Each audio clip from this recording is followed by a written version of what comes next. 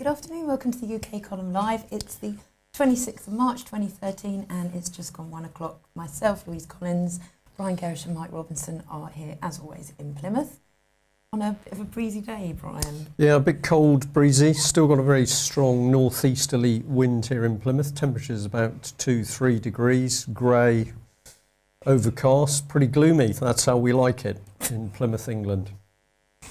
So, where are we going?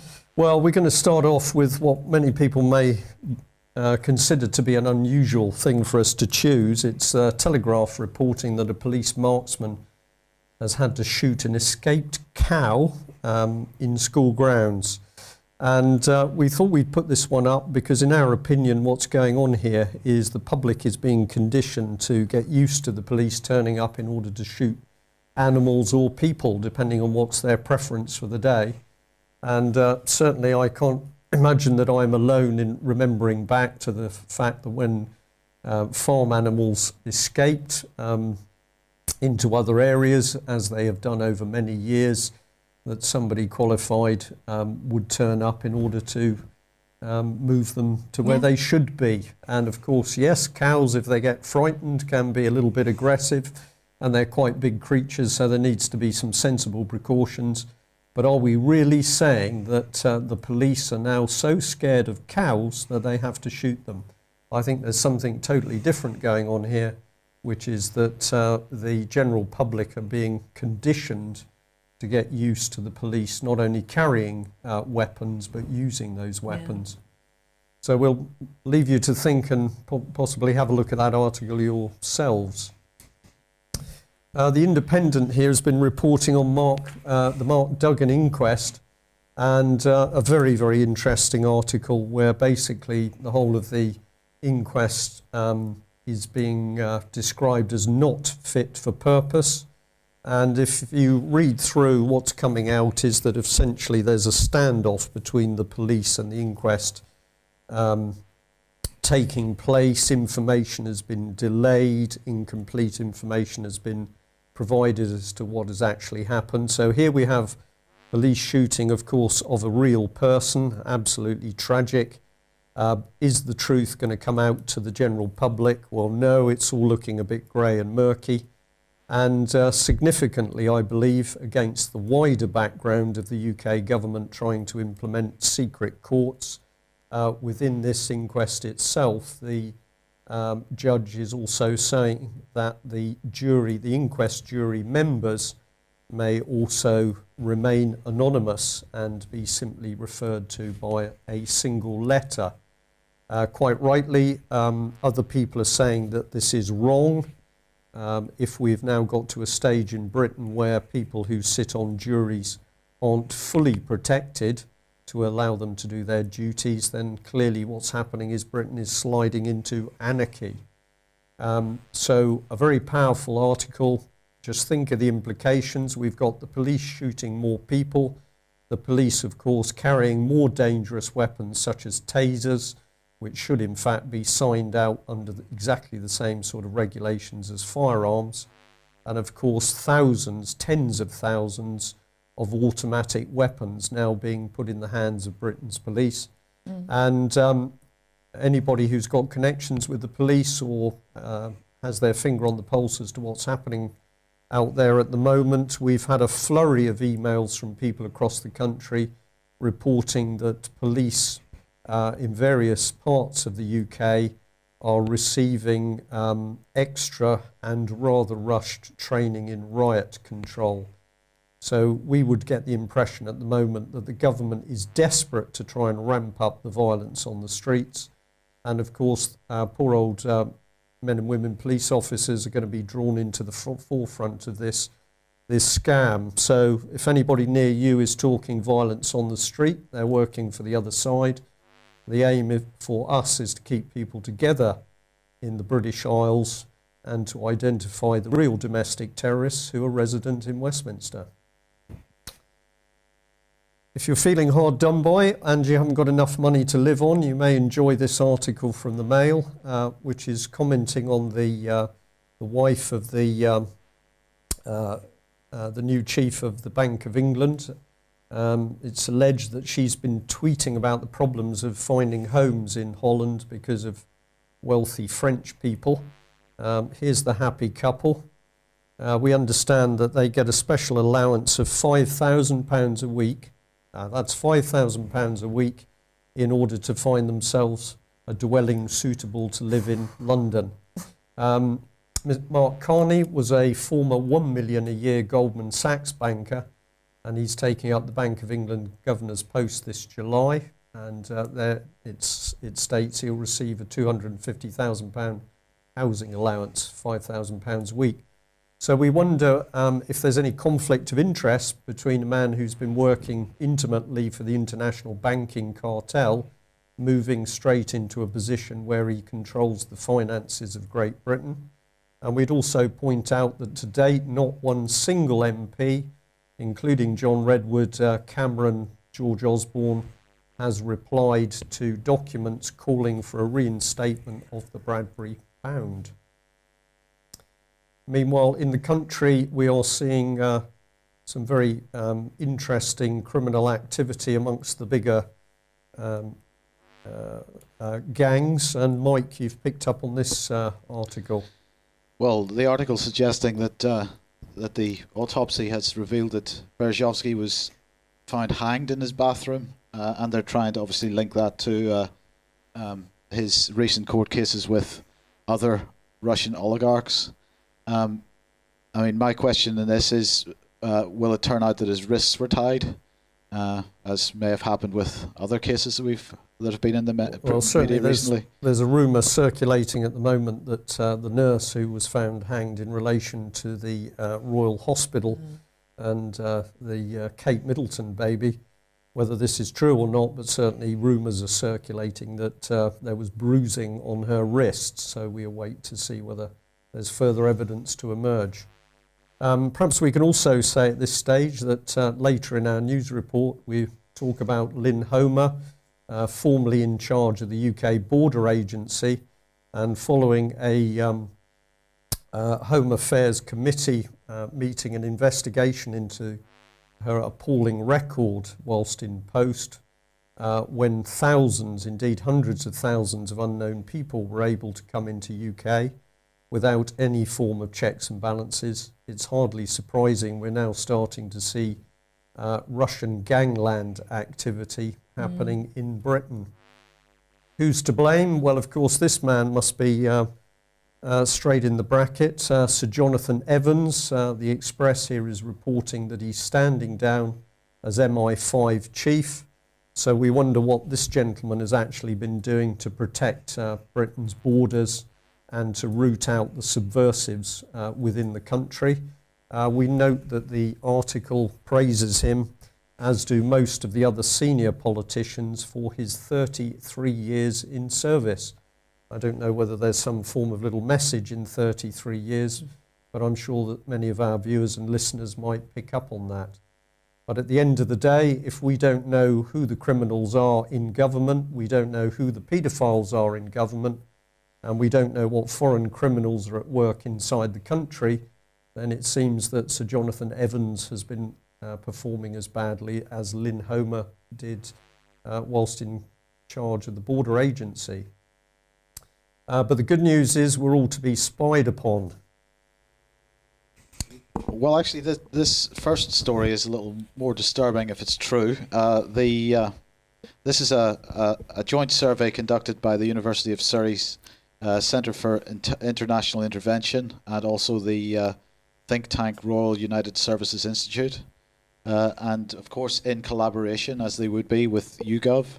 And they're saying that 54% of the British population believes that it's quite all right to carry out extrajudicial killings using drones from facilities in the UK.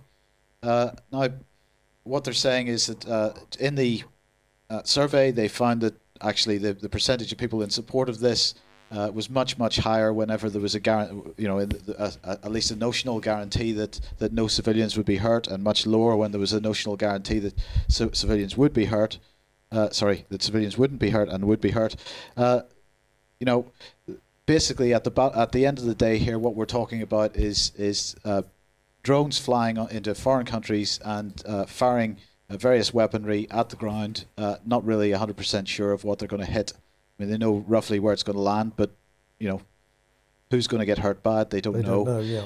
And it's outside the judicial process, so there's no judicial process, no court process to prove guilt. So what happened to the presumption of innocence with this? And no debate in Parliament, Westminster or whatever. So we're just launching these strikes against people who've not been tried in any shape or form in a court of law. So anyway, I find it a little worrying that 54% of Britons think that that's okay. Who paid for the survey? Do we know who paid? Yeah, it was YouGov, the Royal United Services Institute, and the University of Surrey's Centre for International Intervention. Right. But who paid for it? No, don't know. Well, we don't know. Okay. Well, it goes on a step here, doesn't it? Well, yeah, because Mayor Bloomberg, very famous person, obviously, because he owns the entire Bloomberg networks and financial infrastructure. Mayor Bloomberg has said that we're all just going to have to get used to having less privacy. Obviously, this is in New York. He's talking it, but it's a Western Hemisphere policy, clearly, to snoop on their populations. And what he said on Friday was, "You wait. In 5 years, the technology is getting better. There'll be cameras every place, whether you like it or not." Well, that sounds a bit like Britain already. And then he went on to say, "The argument against using automation is just this craziness, and it's Big Brother. Well, get used to it," he said. Yeah, get used to it shows the aggressive arrogance of these people. And of course, they've got to be stopped fairly quickly, because we can see the increase in low empathy people in our own government. Clearly, at the top of the spectrum, we've got David Cameron and Mr. Clegg. And Ed Miliband and co. They've already been involved in extradition of people for torture. These are clearly very dangerous, low empathy people. Domestic terrorists in Britain until we remove them. And staying in the United States for a second, and we're covering this because CIA and Department of Defense drones are being controlled from UK airspace, or from UK property, so it seems reasonable to cover this stuff. But basically, it appears that the CIA is going to take a lesser seat, because at the moment these drone operations are run. There's a drone operation run by the CIA and a completely separate drone operation run by the Department of Defense. It seems like what's presently being run by the CIA is going to be migrated across to the Department of Defense. And this article in The Hill is pointing out that Senate Intelligence Committee Chairwoman Dianne Feinstein was commenting that while she was reasonably comfortable with what the CIA was doing, because that was really only intelligence gathering, she was less comfortable with what the Department of Defense was doing, because that was the actual shooting of people, or the blowing up of people on the ground. And so she's sort of slightly concerned that more of the CIA's activities are moving over to the Department of Defense, because obviously the implications for people on the ground appear to be worse. Yeah. And of course, this is coming into journalists as well. It's just staggering, the amount of sort of pro-drone stuff appearing in the media. I mean, a couple of days ago we had this promotion for the new Star Trek film where they were flying amateur drones in formation, showing lights in the sky sort of thing. And now we've got this kind of thing, drones show promise as a tool for journalists, that in the modern age, journalists are going to be using drones as news gathering, for news gathering, but also potentially, it says at the bottom here, to generate stories. And you've got to wonder, how is a journalist with a drone going to generate a story? Is he going to bring down a helicopter with a drone? What's he going to do to generate a story with a drone? I'm not clear what that means. But anyway, in general, the point is they are pro-drone stories in effort to sort of counteract the negativity over what's happening in Afghanistan and particularly in Pakistan. Yeah, and of course the use of these drones in our own skies, which is what people just simply don't realise is actually coming very quickly. We don't usually do this because we don't like mixing serious stuff with humour, but we felt today a little bit of black humour was necessary. So The UK column, of course, doesn't believe in drones. We've been operating our own Beaky, the living UK airborne roving reporter now for many years. And Beaky, who started out with the UK column in original form as the Devonport column, has been flying to various parts of the country, picking up hot stories. So never mind drones, we're going to continue to use Beaky to report on what the state is really up to. And what about the FBI and spying? FBI and Microsoft. Well, Microsoft have released a report last Thursday saying that the FBI secretly spies on all its customers with so-called national security letters, warrants and court orders. The FBI collected client information from services including Hotmail, Outlook.com, SkyDrive, Xbox Live, Microsoft account, Messenger and Office 365. And this comes as Google has announced that the FBI spies and monitors the private information of its client, having already requested data of over 14,000 accounts in just the second half of 2012. Yeah. Yes, Mike. Yeah, I mean, anybody that puts their documents in the cloud, so to speak, can't really expect anything different from this. It's interesting that while they admitted that this was going on with those particular services, they absolutely came out yesterday, I think it was, or the day before, to say that they are not routinely permitting FBI and other security services to eavesdrop on Skype calls. Whether you believe them or not is up to you. But you know, in the meantime, once you hand your documentation or your documents over to a third party in the cloud, you lose control of it. So don't expect anything different, really, is the message here. And we would say don't be so silly, but people obviously can make up their own minds. And you got something on phones here. Yeah, let's talk about new age. Brainwave computers are which have been used for medical research since the 20s, are becoming so much cheaper that advertisers are now going to be picking them up by this new interface that work by recording brain activity and transmitting information to computers. So it can detect electrical signals made by brainwaves, monitoring attention levels and emotional states.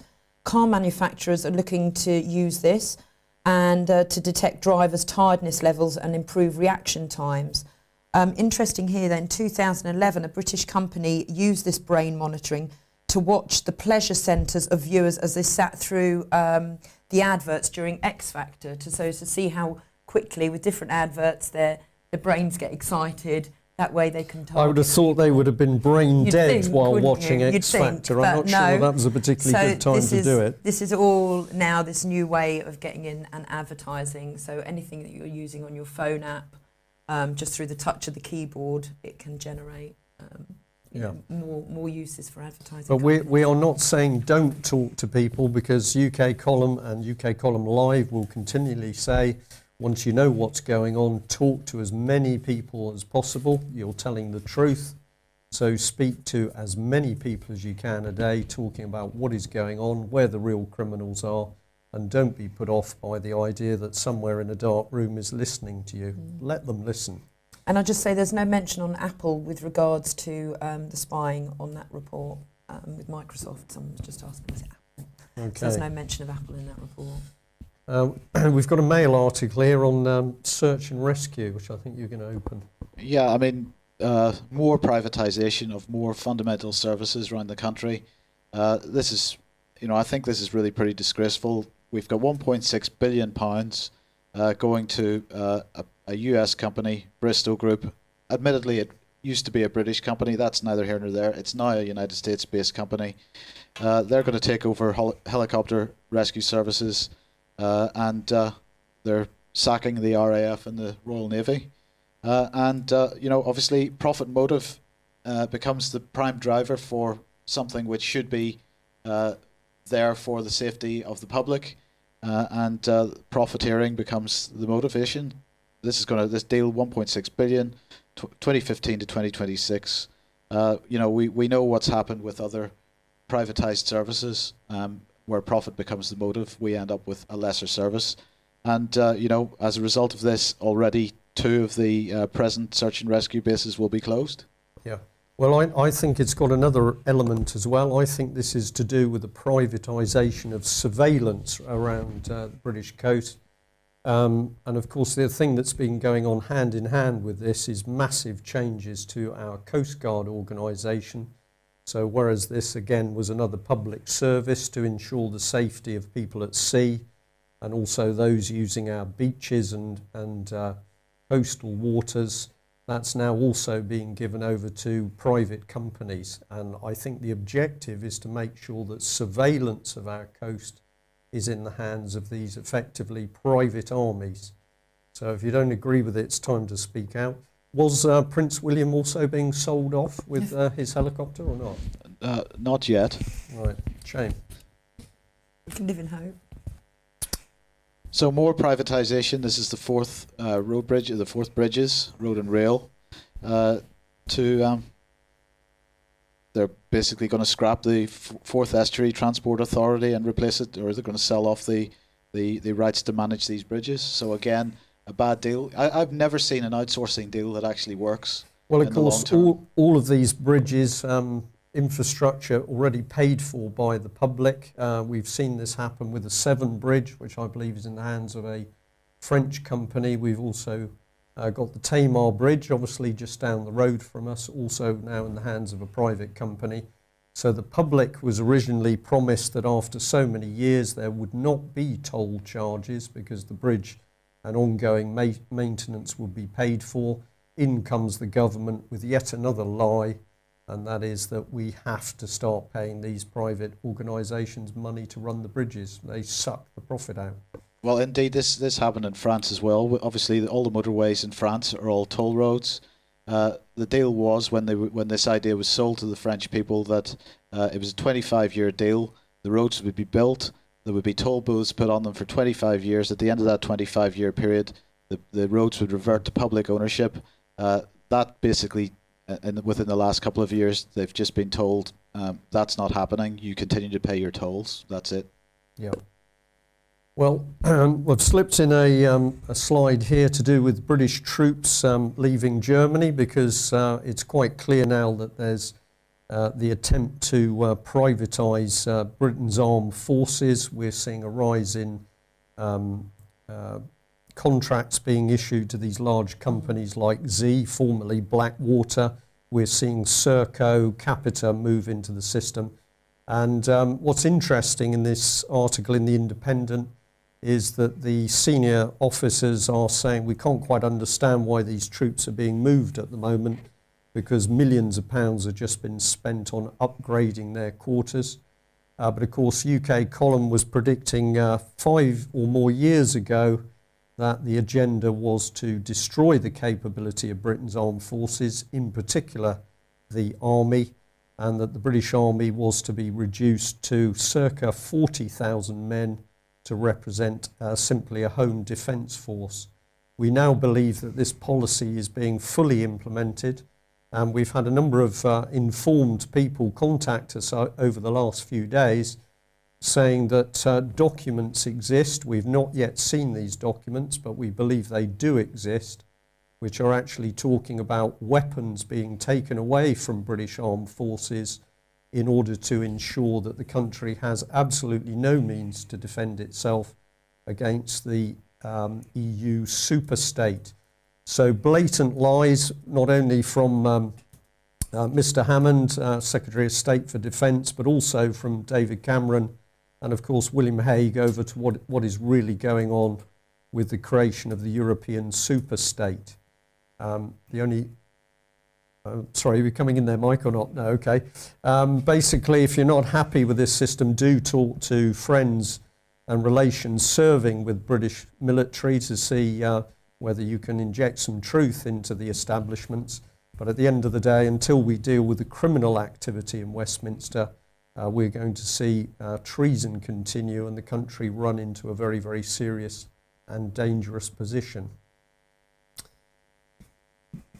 Infrastructure again, public infrastructure. This is privatisation again, because I mean, what this bidding is beginning again for the East Coast Main Line, and it really, describes very well what happens when privatisation goes wrong. Because basically, if you remember, it was National Express had the contract to run the East Coast Main Line. They discovered halfway through the contract that they were going to actually lose money, or they weren't going to make the amount of profit that they expected to make on it. So they just walked away from it with apparently very little repercussion.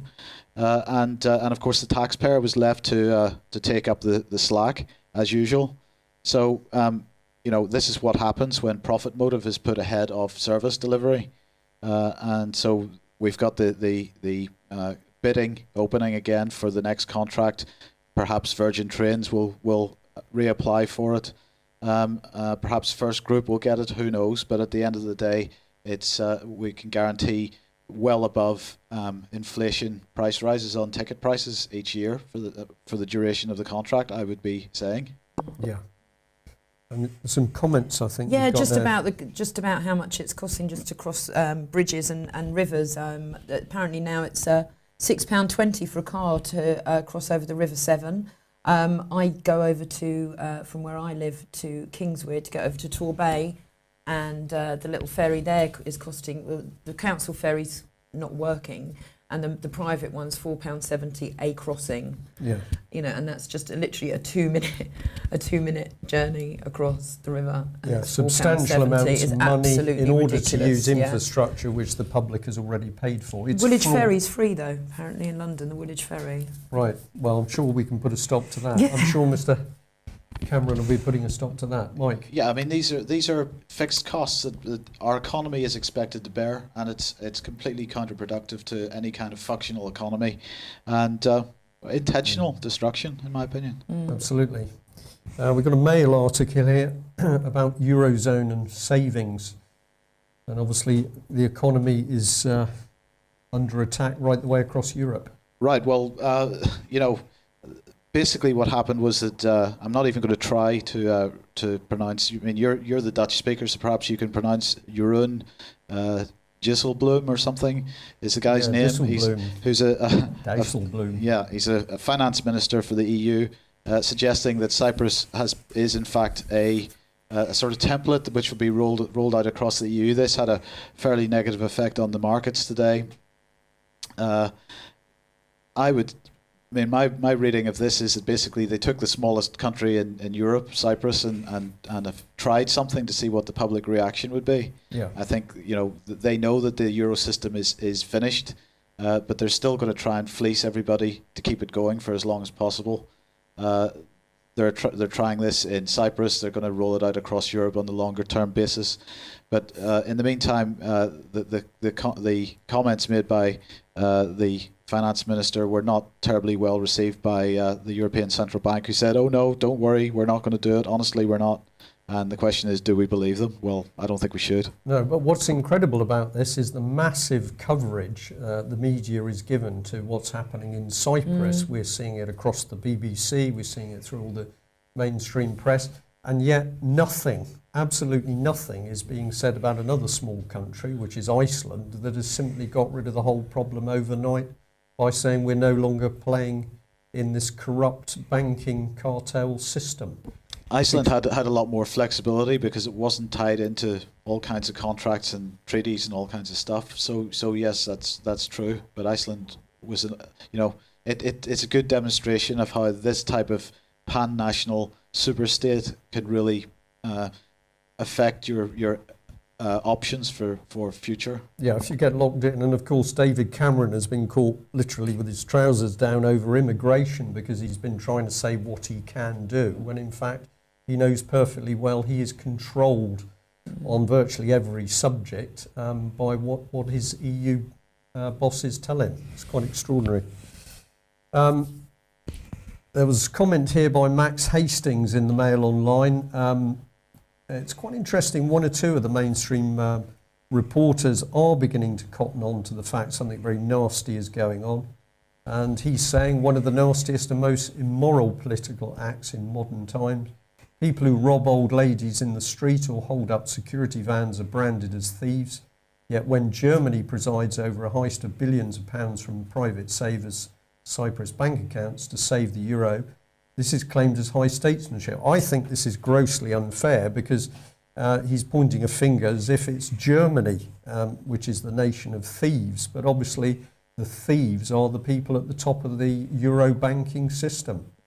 Or am I being... No, you're not. And, Right. and in quite a lot of the media, and particularly when they're talking to sort of vox pop sort of stuff in Cyprus, lots of Cypriots are blaming Germany. The same in Spain, the same in Portugal. Germany's getting the blame.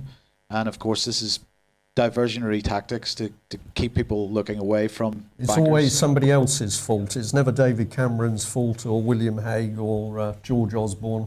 Let's always push the blame onto somebody else. Or the central bankers. I mean, Yeah. the blame is being pushed away from the central bankers. Right. And that's We've got a couple of comments on the screen here from which Louise has flagged up. People are talking about alternative banking systems, and that's something that we are going to cover in the future, because there is a way around this complete fraud, and that is the way money is properly delivered into the economy. And it's still not looking good in Syria. No, well, this is Press TV finally catching up with something that we've been reporting. Patrick's been reporting for quite some time, that Western military are training the Syrian rebels, the Syrian rebel terrorists. So I don't really want to say too much more than that, other than this continues to filter into the mainstream press, even though it is Press TV we're talking about here. Yeah.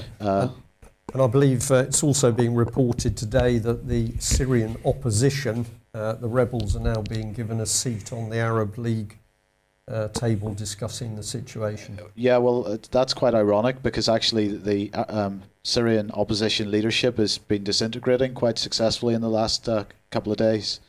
Yeah. So the guy that they'd chosen to lead that has decided not to bother, and so on. Just while we're talking about Patrick, by the way, I'd just like to congratulate him for getting one of his articles published by Russia Today, which totally destroyed his website through the levels of traffic that he was getting, but nonetheless, Yeah, well done, well done to Patrick. Patrick. Yeah, okay, excellent. Well, just introduced a little article here, again from The Independent, which is the US Army handing over Bagram Air Base to Afghan control. So what a situation we've got. We've had hundreds of thousands of people dying in yet another conflict. And what's actually been achieved? Well, we could look to Iraq. Here we've got Afghanistan, we've got Syria being lined up. We've got a circle of violence where the only people that seem to benefit are actually the banks, who are going to be sucking out raw materials or paying and making huge profits for the infrastructure repair. Well, here's a gentleman involved. Here he is indeed, with Angelina Jolie. Apparently they've gone hand in hand off away to the Republic of Congo to raise the issue of using rape as a weapon of war. Interestingly, Press TV comment has said, how on earth a war criminal such as Haig, who's known for his work to launch wars and deploy troops across the world, could be considered as a person seeking to promote humanitarian causes is just unbelievable. But Miss Jolie is going over there as a special ambassador for the UN and refugees, and they're going to try and highlight the plight of women and girls over there who have been victims of sexual violence during war times. So maybe Mr. Haig should concentrate more on stopping some wars. Well, Mr. Haig, of course, has said that more weapons should be provided to the Syrian rebels for humanitarian reasons. I think he's beginning to live his own reality, but no doubt he'll be relieved to have an attractive woman on his arm during his travels. And another of your friends... Yes. Ugh. Right. Mr. Blair, a hacker has managed to hack into Colin Powell's emails, and he has found an email between Mr. Colin Powell and News Corp executive Andrew Knight. The correspondence was dated on the 21st of March this year, where Knight asks Colin Powell to have a few words with Mr. Blair about preparing for that year's Bohemian Grove retreat. Obviously, Bohemian Grove is an annual gathering of rich, powerful and politicians over in the States. There is a great film on the internet, Secrets of Inside Bohemian Grove, where Alex Jones gets in there and sees these men dressed up in their capes, worshipping the god Moloch. So there was a response, I believe. Have we got that? Well, we've got Tony Blair. this letter, and I think it's important we say that at the moment we have been unable to confirm the accuracy of these reports, but you did try and phone Tony Blair's office on this Tony morning. Blair's office this morning. There was no reply. I left a message to ask whether or not reports were true, that he was invited last year, and was it true that in his return letter to Mr. Powell and to Mr. Andrew Knight, that would he be attending 2013? Yes, Mike. Yeah, just what we can say is true, or at least accurate, is that the telephone number that RT was kind enough to leave into that letter. They have redacted some of that letter, but they seem to have left the email address and the telephone number of Tony yes. Blair's PA or whatever she is. So I left a message there. on her voicemail. That was her direct line. It was. Yeah. It was. But Apparently, there are just a few comments that Mr. Knight put. Might you be able to gently / firmly point out to Tony that you rank the Bohemian middle weekend in your diary before allowing any other duties to get in the way? Lack of exposure suggests Tony has not yet got his priorities straight. Well, whether he's straight or not is a subject to be debated, I think. And what have we got here? Well, it's bees, which is a favourite subject of yours, Mike, isn't it? Yeah, again, glad to see the mainstream media catching up. But actually, this is a report from Dundee and Newcastle Universities, a joint report, a joint study, which is confirming that various types of pesticides, at least discussing the specific effects that those pesticides have on the bees. Now, of course, in Europe in particular, Bayer and other pesticide manufacturers have been absolutely implicated in colony collapse syndrome. And it's good to see university studies actually backing up what's been said in other parts of Europe. So hopefully we'll see some action on this. Yeah, so small creatures, but very important in looking after our food chain and our ultimate health. Well, we couldn't let today's news go past without picking up on some of the stories around Savile. And the Mirror today's been reporting on Wilfred Death, who has been released with no charges, and is saying that the Jimmy Savile police probe is getting silly.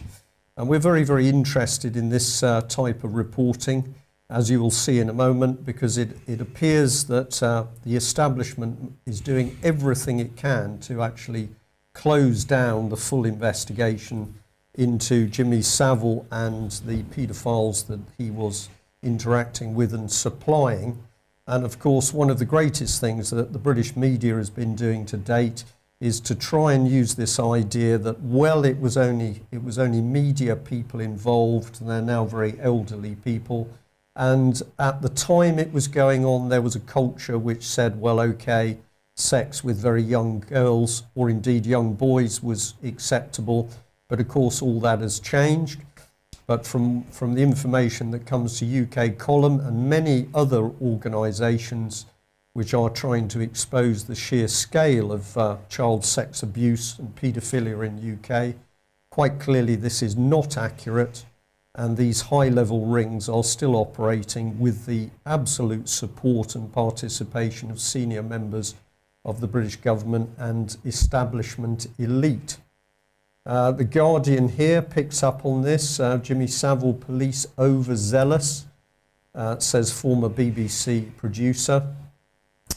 And he says that the police have been arresting people on spurious allegations. None of this stuff is real. It doesn't matter, of course, that hundreds of people have come out of the woodwork, not only to talk about Savile, but make accusations against other people. But here we are starting to try and sweep it under the carpet. If you're not convinced by those articles, then perhaps you might like to look at the Mirror today, where the front page is quite explicit. Shock investigation, police and the pedo MP cover-up. Top detective, I was taken off case after naming a politician as a suspect. And the police constable himself is known to many of the very serious campaigners, investigators into paedophile rings at the high end of the establishment. He's known as a very good police officer, and this to me has got similarities with removal of the police investigating Haute de la Garenne Children's Home in Jersey, and indeed investigations into the abuse of children in the Welsh care homes. Yeah, he's now just heading up the reinvestigation into Stephen Lawrence's death. But apparently, when he started looking into the politicians, he came up with a brick wall and was warned off by Scotland Yard, as was a councillor as well. Yeah, and I believe that important documents concerning Elm Guest House and the abuse of young children have still not surfaced from within the political establishment, so the documents are known to have existed. It was known that they named key people. They've been handed to politicians and now have miraculously disappeared inside the system. So our view is that the British establishment at the moment is rocking as they realise, people are beginning to realise that the paedophiles are not dirty old men in raincoats on the streets, but they're lurking in the halls of power, corridors of power. We'll just end on this one again from the Mirror, which is saying that Doctor Who staff, shall we call them, were preying on young fans all over the world. So we're clearly seeing that every time we come to the subject of the abuse of youngsters, presumably, that the finger's pointed at the media, but we never see the finger pointed back at British politicians. This is very interesting text which has been sent in, or email rather, which has been sent into UK Column.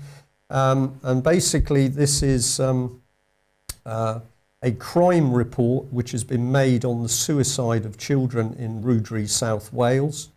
So the log is 131. This is a report that's been made to Gwent Police, where a member of the public has been so deeply concerned about the number of suicides and the connections to programmes run in theatre and schools to encourage children to commit suicide, that they've gone to the police and made a formal report of crime. I have to tell you that the response to this has been that Devon and Cornwall police have visited the home of the member of the public concerned and have accused them of harassment. So this is the state of Britain at the moment. If you're deeply concerned about what's happening to children and young people, the rise in suicides, if you dare put your head above the parapet and start to talk facts and information about psychological techniques being used to increase suicide, the police then accuse you of being vexatious. And I'll just add that this mirrors the behaviour from Devon and Cornwall police, who, when UK Column staff reported that a 3-month-old baby had been abused, which was made to 2 officers in Charles Cross Police Station a little over a year ago, the response of the sergeant was to shout at 3 individuals, myself included, to get out of his interview room. So my question is, why are so many British police frightened of the subject of child abuse, and now equally frightened, it would appear, of the rise in suicides? Do they know too much? We'll leave you to ponder that. On the subject of applied behavioural psychology, the Huffington Post here has picked up on the topic of mindfulness, and you saw this one, Mike. Yeah, I mean, really what I wanted to highlight here was the image that the Huffington Post choose to associate with mindfulness. It's a very pro-mindfulness article, and I know you've got some comments about mindfulness and what mindfulness is.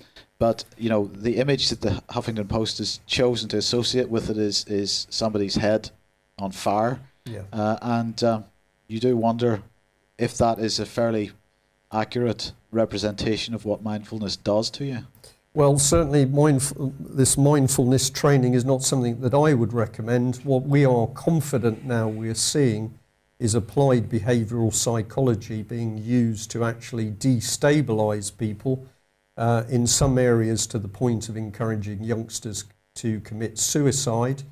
We've also been getting reports from ex-military people who maintained that in counselling sessions they were encouraged to commit suicide. So it's not only school children, we're seeing it elsewhere.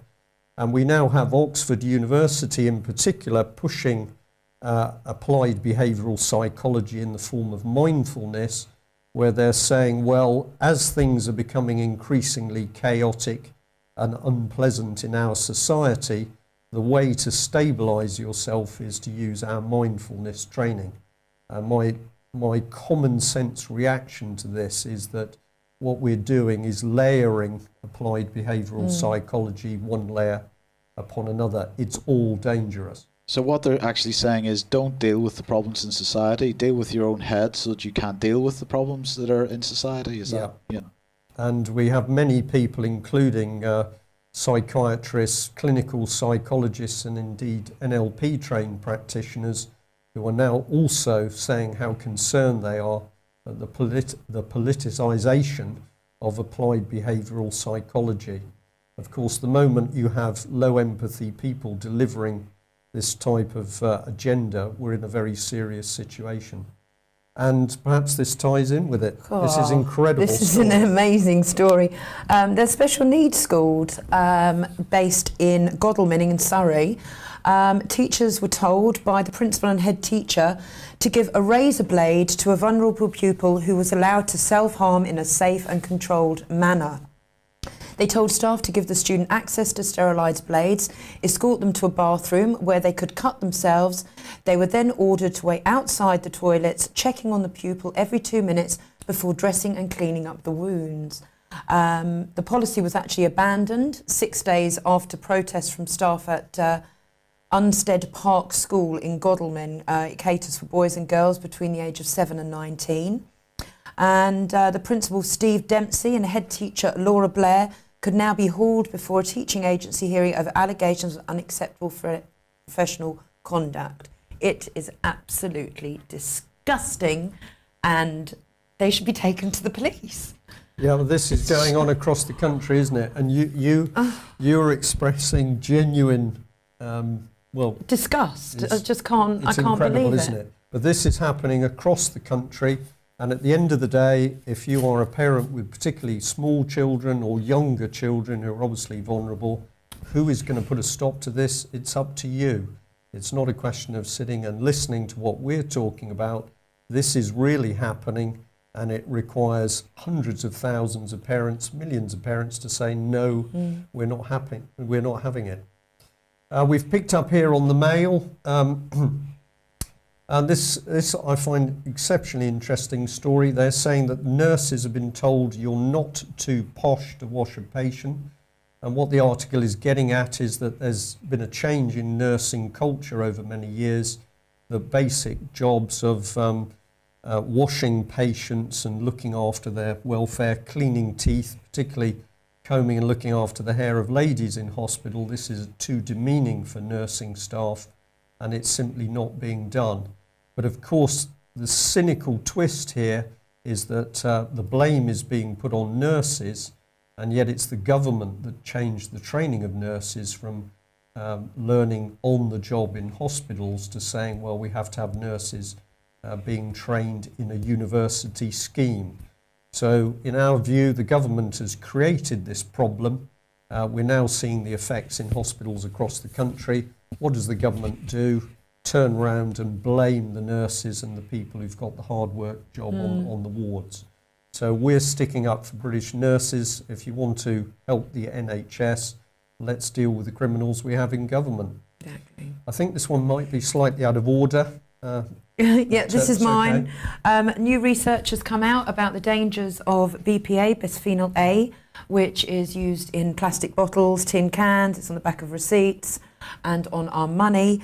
And in this report on Natural Society, it's linking 7 dangers, which include pregnancy, breast cancer, early puberty, heart disease, infertility in both men and women, and multiple negative brain alterations, as well as obesity. But still, there was a ban that tried to be put out in March of 2012, but the ban was denied. and BPA continues to be used, even though all these dangers and medical research has pointed out these the big corporations are still using it. Okay. So beware. Well, we've given you great value for money today because that's a 50-minute news. We'll end on that last slide there, I think. As always, we're looking at what's happening in UK. We can follow the pattern. The British economy is being destroyed. Our manufacturing base is being destroyed.